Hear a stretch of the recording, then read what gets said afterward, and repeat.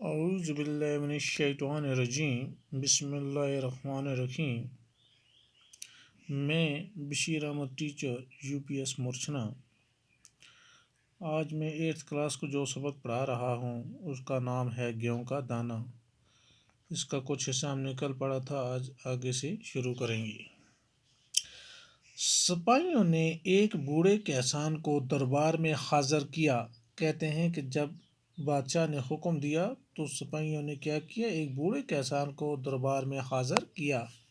وہ 2 لاٹھیوں کے سہارے چلتا تھا۔ کہتے ہیں وہ بیچارہ بوڑھا تھا، کمزور تھا، وہ 2 لاٹھیوں کے سہارے کیا کہ چل کے وہاں پہ آیا۔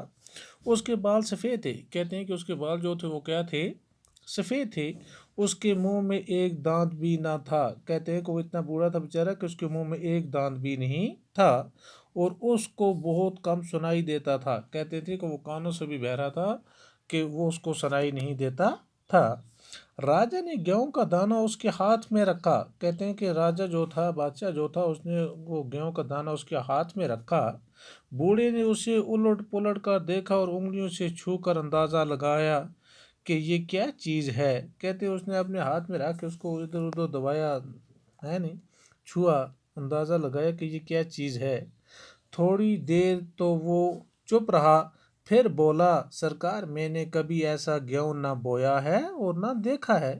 اس نے بھی بادشاہ کو کہا کہ سرکار میرے زمانے میں نہ میں نے ایسا گیہوں کبھی بویا ہے اور نہ ہی اپنی زندگی میں کبھی دیکھا ہے، لیکن میرے والد شاید اس گیہوں کے بارے میں کچھ بتا سکیں۔ اس نے کہا کہ آپ میرے والد سے پوچھئے، ہو سکتا ہے اس گیہوں کے بارے میں وہ کچھ بتا سکیں، ہو سکتا ہے کہ ان کے زمانے میں انہوں نے یہ گیہوں دیکھا ہو یا بویا ہو۔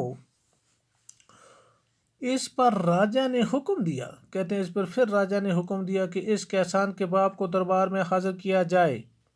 یعنی بادشاہ نے حکم دیا وہاں سپاہیوں کو دربار میں کہ اس کے باپ کو یہاں کیا جائے، حاضر کیا جائے۔ یہ کسان بہت ہی بوڑھا تھا۔ کہتے ہیں یہ کسان جو تھا بہت ہی کیا تھا؟ بوڑھا تھا۔ وہ ایک لاٹھی کے سہارے چلتا تھا اور اس کی ایک آنکھ بھی کام کرتی تھی۔ کہتے ہیں کہ اس کی ایک آنکھ بھی کام کرتی تھی، مطلب ایک آنکھ سے اسے پورا نظر آتا تھا۔ کیونکہ پہلے اس کا بیٹا بلایا، اس کا بیٹا 2 لاٹھیوں کے سہارے آیا، وہ اتنا زیادہ کمزور اور ضعیف تھا۔ تو جب اس نے اپنے باپ کا بولا کہ بھائی اس کو بلاؤ، اس کو اس بارے میں ہو سکتا ہے کچھ جانکاری ہو، جب اس کے باپ کو بلا کے لایا تو وہ ایک لاٹھی کے سہارے چل کر آیا اور اس کی ایک آنکھ بھی کام کرتی تھی، مطلب اس کی ایک آنکھ میں ٹھیک ٹھاک روشنی بھی تھی اور اس کی ایک آنکھ بھی کام کرتی تھی۔ راجا نے گیہوں کا دانہ اس کے ہاتھ پر رکھا اور پوچھا، بڑے میاں کیا آپ نے اتنا بڑا گیہوں دیکھا ہے؟ اس نے اس کے ہاتھ پر یہ گیہوں کا دانہ رکھا اور اس سے پوچھا کہ آپ نے یہ گیہوں کا دانہ دیکھا ہے؟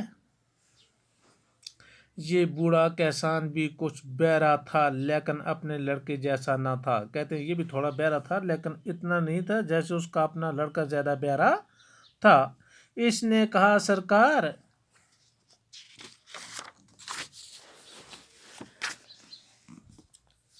میں نے آج تک کبھی اتنا بڑا گیہوں نہ بویا ہے نہ دیکھا ہے۔ اس نے بھی کہا کہ سرکار میں نے اپنی پوری زندگی میں نہ ایسا گیہوں کا دانہ کبھی دیکھا نہ بویا ہے اور کبھی مول بھی نہیں لیا، کہ میں نے کبھی اتنا بڑا گیہوں خریدا بھی نہیں، کیونکہ ہمارے زمانے میں مول لینے کا رواج ہی نہ تھا۔ کہتے ہیں کہ ہمارے زمانے میں جب گیہوں بوتے تھے اسے کاٹتے تھے اور لوگ گھروں میں کھاتے تھے، لیکن اس وقت یہ مول لینے کا رواج ہی نہیں تھا، کوئی بھی بیچتا نہیں تھا۔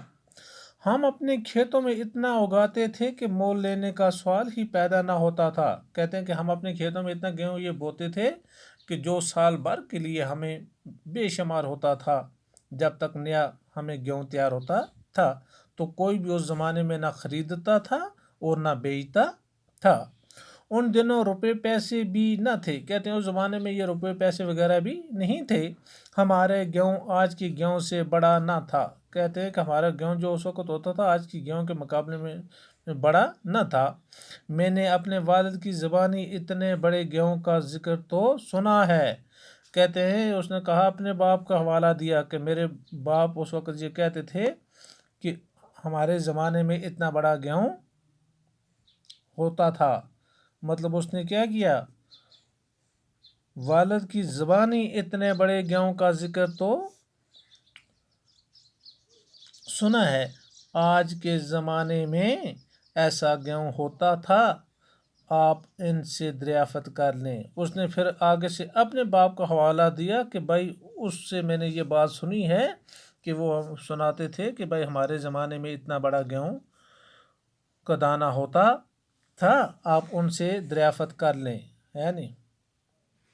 تو اس کا مطلب یہ کہ اس کا دیکھو باپ دادا، اس کا باپ جو ہے وہ بھی زندہ تھے، جو لڑکا ان کا تھا وہ ان سے زیادہ ذہین تھا، کیونکہ اس زمانے کے لوگ جو تھے ان کی سادہ خوراک تھی، اچھے صحت مند تھے، محنت کرتے تھے۔ آج کے زمانے کے انسان کو دیکھو بالکل کمزور، آج ہر ایک چیز میں ملاوٹ ہے نہیں، آج 40 سال کی عمر نہیں ہوتی، ہر ایک بیمار، کوئی کس بیماری میں مبتلا، کوئی کس بیماری میں مبتلا، یعنی کوئی بھی اچھی اور صاف چیز نہیں ملتی۔ اس زمانے میں ہر چیز کسان اپنے گھروں میں کماتے تھے اور گھروں کی چیز کیا کرتے تھے، کھاتے تھے، نہ روپے پیسے تھے، نہ اس زمانے میں بازاروں سے لوگ خریدتے تھے۔